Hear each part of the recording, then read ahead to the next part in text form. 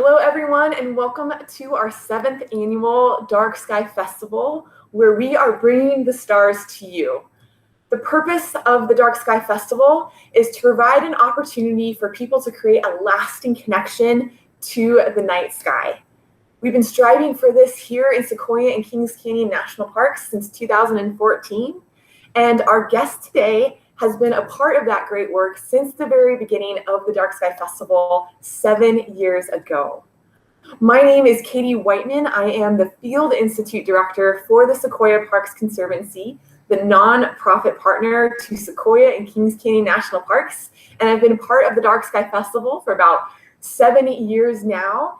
And if any of you have been lucky enough to attend one of our festivals, you'll know that the Saturday night star party that is held near the Waxahachie Lodge is the most popular event of the festival. And our speaker today, Darren Bly, and all of the wonderful volunteers from the Kern Astronomical Society are the ones who have made that event possible year after year. And we are so incredibly thankful for their hard work and dedication to the Dark Sky Festival, and also their true love for dark skies and for Sequoia and Kings Canyon National Parks. I would like to welcome Darren Bly from the Kern Astronomical Society.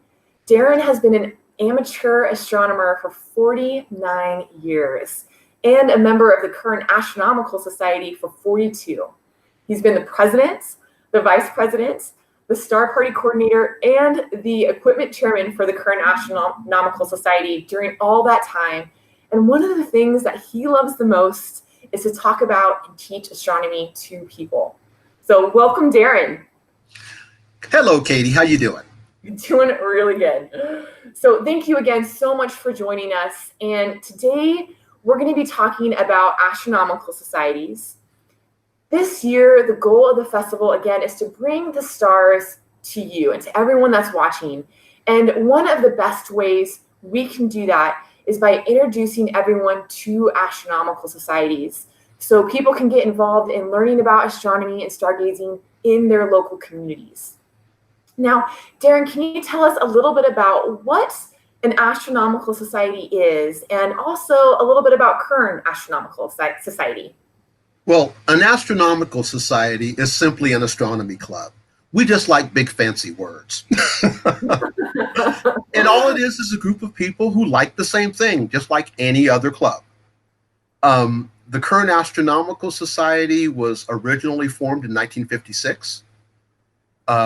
It has been around in one form or another since then.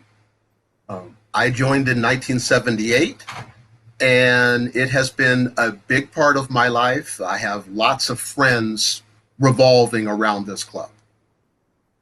Absolutely, yeah, 42 years. And you've held a lot of different positions within the club, and from a firsthand experience, I've seen just how close-knit the Kern Astronomical Society is just over the last 7 years.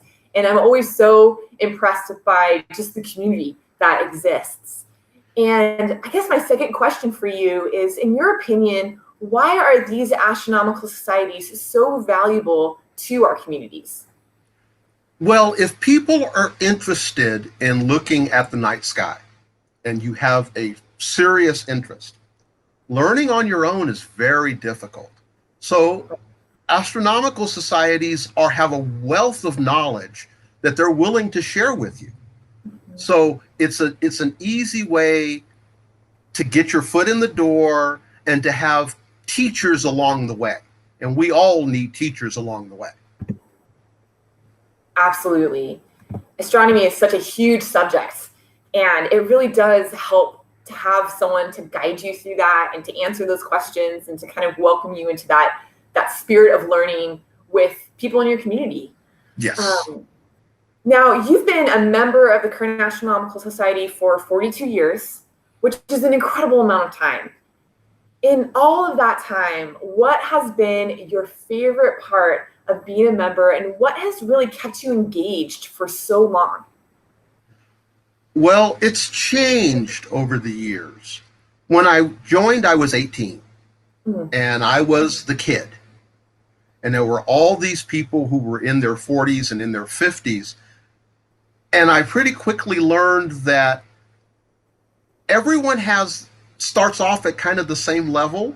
And there were a lot of these older people who I knew more than they did. So they were coming to me.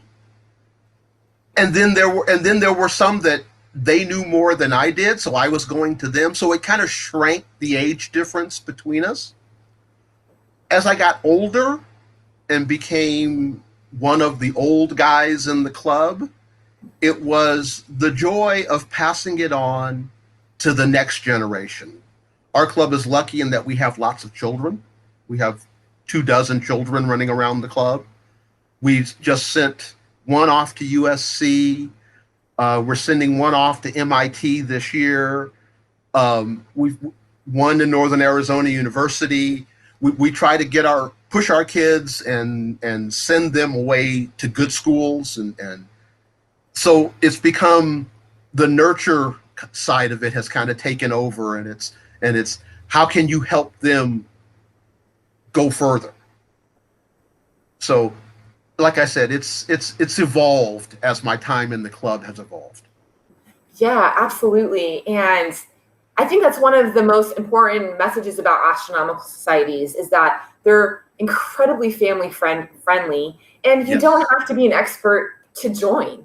No. You can be at any skill level, and from the very beginning to also to being an expert. And would it be fair to say that there's really a space for everyone?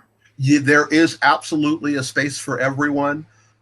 We have people, interestingly enough, we have people who come back to the club, who they liked astronomy as a kid, and they hit their late 40s, and they realize the kids are gone.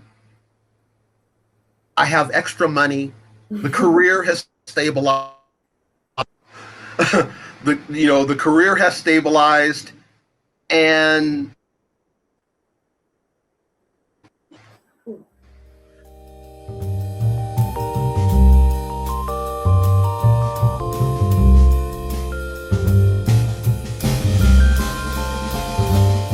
anyway, people come back, and you end up with people coming back, and they bring their families with them. In some cases, so we end up with a lot of children. And we love having kids around. I know you've seen kids running telescopes at the big star parties, and that's always nice when kids see kids doing it. Absolutely. I think that's probably one of my favorite things about the star party in Sequoia and Kings Canyon at our Saturday night star party during the festival is that the kids are so engaged. There are some kids that know more than I do, and I'll go to ask them for questions. Yeah. And they know exactly how to operate a telescope. They know exactly what they're looking at.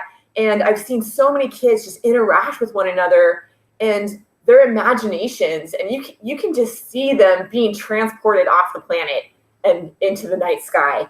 And it's probably one of my favorite things to witness. And it really makes, I think that's kind of the spirit of the festival, is just really like taking that, people that have never seen the Milky Way, people have never looked through a telescope, people that, have really just like a small interaction with the night sky, and you put them in front of a telescope for the first time, and there's every emotion from pure joy and elation to tears. And it's, I think, one of the more special things that we do during the festival and really in the parks throughout the year. Mm-hmm. The first year we did the festival, I had something happen to me that's always stuck with me. The great thing about the national parks are that people around the world come to the national parks. So when you go to the Saturday night star party, you can hear 6 or 8 different languages that aren't English and Spanish. And the first year I had this woman look through my telescope, and we were looking at a particularly pretty star cluster. And she just burst into tears. And she was Japanese, and she says something, and I didn't understand her. And I'm like, oh my God, are you okay? And her husband went, she's just a little overwhelmed. It's so beautiful. And I went, oh. That's so special. Yeah, those are high points. Yeah, it's amazing how the night sky just brings so many people together. And like I've told you before, I've had family experiences where, Yes. it's just such a special for someone to look through a telescope for the first time. And it really does sometimes just produce those tears of joy, and it's overwhelming. It can be. On that note, so we've talked about astronomical societies, we've talked about how great they are, and just your work with the star parties. If you had a piece of advice to give someone who is looking to learn more about the night sky, what would you tell them? I would tell them to try to find an astronomical society, an astronomy club. There are over 600 in America. Wow. If you're in California, you're in Astronomy Club Central. California has over 75 of the over 600. So if you live in a big city, you have your choice of astronomy clubs. There are well over a dozen in Los Angeles. There are almost a dozen in San Francisco. So you can go to a club and see how it feels. And if it feels good, that's great. If it doesn't, try another one. You should treat it as if you're going to a store, and they should treat you as if you were a customer.